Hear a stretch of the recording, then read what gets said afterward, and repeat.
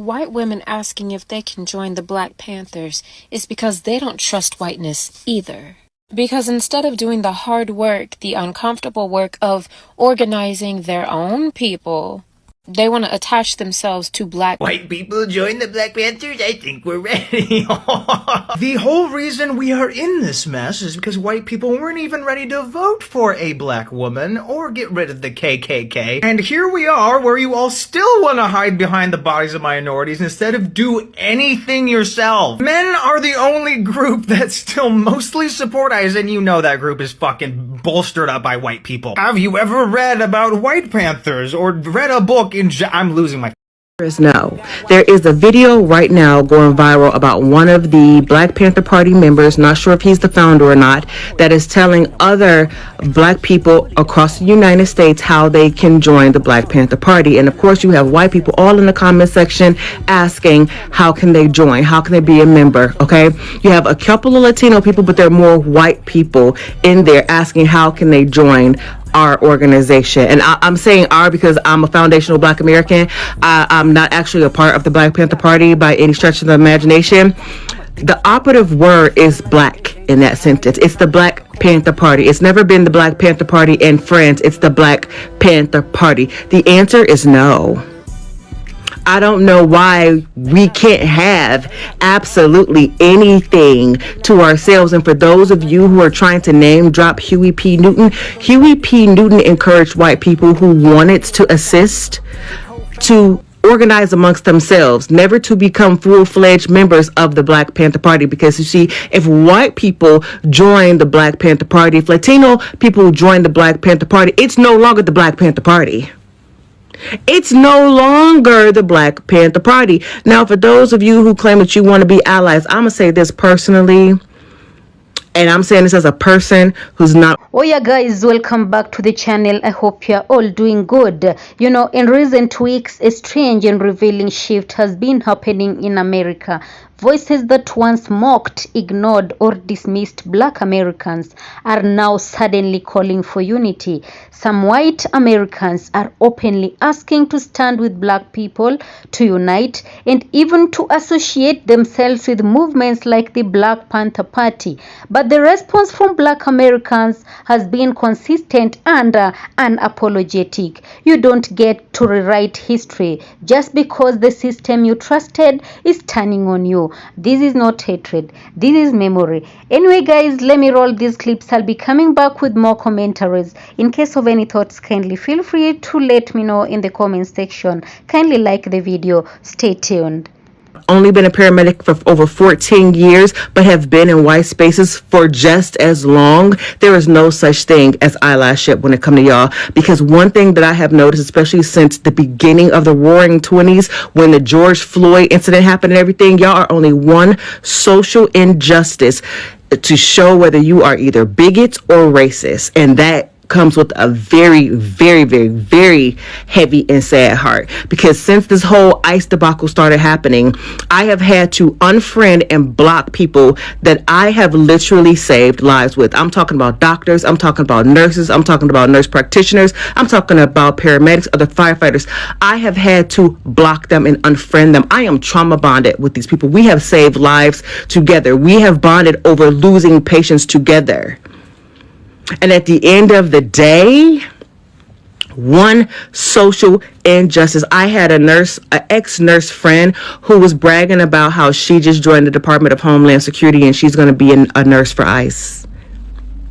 There's no such thing as allyship. I will never, ever, ever fall for it again. And I suggest other folks never fall for it again. People want us to be all people, one band, one sound. But at the end of the day, other nationalities, other ethnicities always show us that we are not a part of that. You want to use us for our labor. You want to use us for our advocacy. You want to use us for the change that we bring. But once the smoke clears and all said and done, y'all go back to treating us like shit. The answer is no. Information is easily accessible, and since it is, you should probably go research it, because I stand 10 toes down in what I said. There were no official white members of the Black Panther Party. Anybody y'all saw that were white that were a part of the Black Panther Party or associated with them was a part of the White Panther Party, because again, Huey P. Newton told them to organize amongst themselves. The White Panther Party were allies to the Black Panther Party.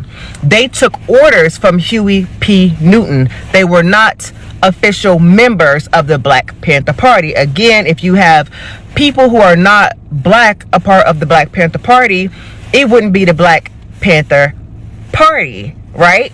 So another tidbit y'all are confusing is the Rainbow Coalition. The Rainbow Coalition has nothing to do with the Black Panther Party. It was a different organization that was led by Fred Hampton. And as far as the Latinos being involved in the Black Panther Party, they were a separate organization because they were called the Young Lords. So I'm not above of being corrected. I just want y'all to make sure that y'all are right before y'all try to come and correct me. Go look up that information. Even as we continue watching, we still have another clip to watch. Let me say that, for decades, Black Americans warned everyone. They warned about state violence. They warned about over-policing. They warned about unchecked authority, the racial profiling, mass incarceration, and government abuse. Those warnings were laughed at, called exaggerations, labeled as playing the race card. But now, as some white Americans begin to experience the same systems without protection or privilege, panic is setting in. Suddenly, unity sounds appealing. Suddenly, Black resistance movements look misunderstood. Suddenly, the same people who once said, "Why don't you just comply?" are asking for shelter. Guys, let's get into this last remaining clip. I'll be back. White women asking if they can join the Black Panthers is because they don't trust whiteness either. Because instead of doing the hard work, the uncomfortable work of organizing their own people, they want to attach themselves to black movements that have been in existence long before they realized that the country was on fire. That's not solidarity. That's outsourcing responsibility. Because the Black Panthers are not a costume. It's not some little club that you can apply to when fascism gets too loud and scary for y'all.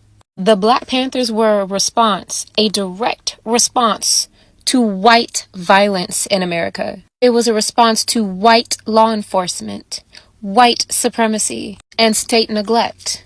The Black Panthers fed children when the state starved them. The Black Panthers armed themselves because they were being hunted by the law. They built community for black people because white America kept burning it down.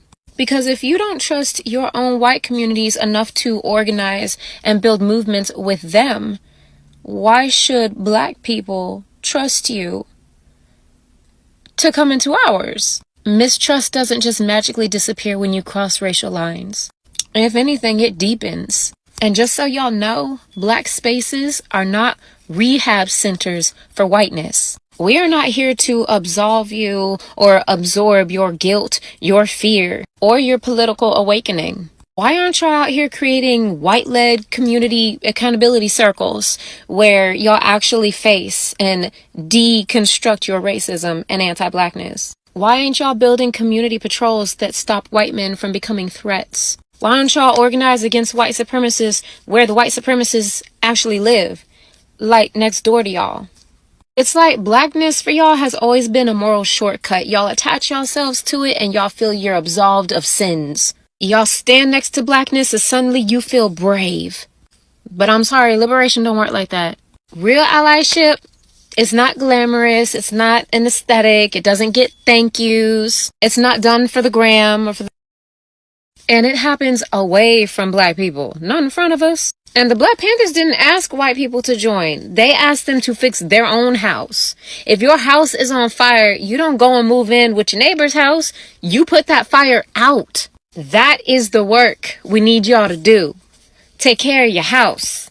Your house is on fire, and that fire is affecting our houses, our neighborhood. So put it out. Why don't y'all want to be in community with each other? Because it's a good... Yeah, let's be clear. Let's be very clear about something. The Black Panther Party was not a club. It was not a fashion statement. It was not an aesthetic you put on during hard times. It was born out of survival.